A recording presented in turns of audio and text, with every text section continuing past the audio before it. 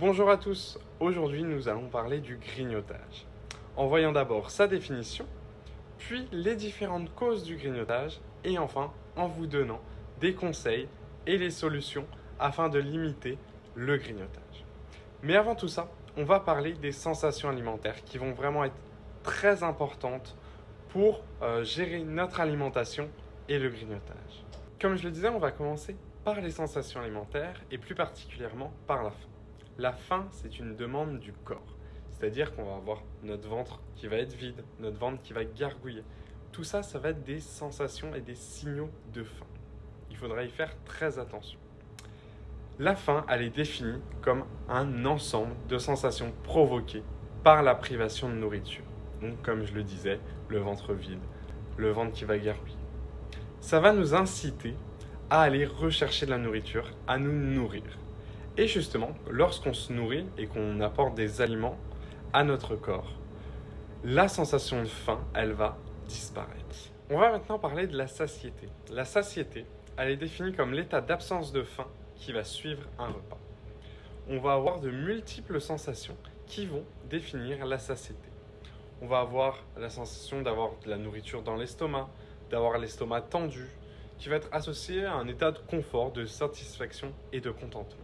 Attention à ne pas confondre le rassasiement avec la satiété. Le rassasiement, ça va être le processus qui va aboutir à la fin de la prise alimentaire au cours d'un repas. Alors que la satiété, c'était vraiment l'état d'absence de faim après un repas et qui va durer jusqu'au repas suivant, jusqu'à l'arrivée de la faim.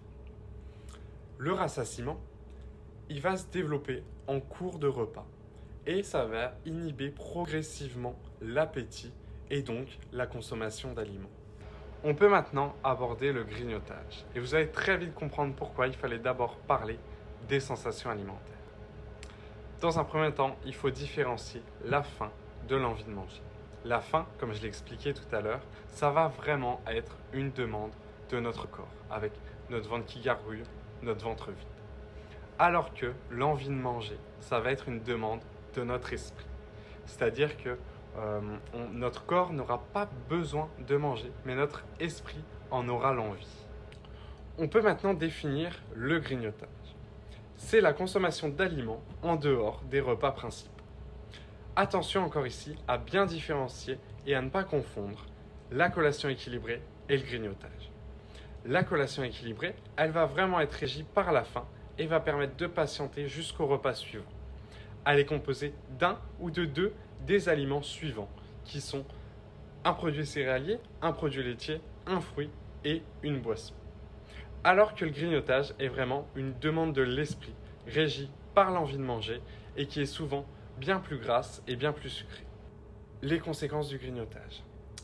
Le grignotage, il est souvent très gras, très sucré, avec des produits ultra transformés qui vont avoir un impact négatif sur notre santé en favorisant les maladies chroniques comme le diabète, mais aussi le surpoids et l'obésité. Attention tout de même, il faut savoir se faire plaisir, consommer ces aliments, ce n'est pas interdit, bien au contraire, mais c'est dans la quantité qu'il faut être raisonnable. Ne pas grignoter au quotidien ces aliments pour ne pas avoir ces conséquences, mais vous pouvez vous faire plaisir de temps en temps, n'hésitez pas. Les causes du grignotage vont vraiment être multifactorielles et dépendre pour chacun. Cependant, on va retrouver des causes qui vont être beaucoup plus présentes que d'autres. On va avoir par exemple l'ennui et la fatigue qui vont pousser au grignotage, mais aussi nos émotions avec la tristesse ou le stress.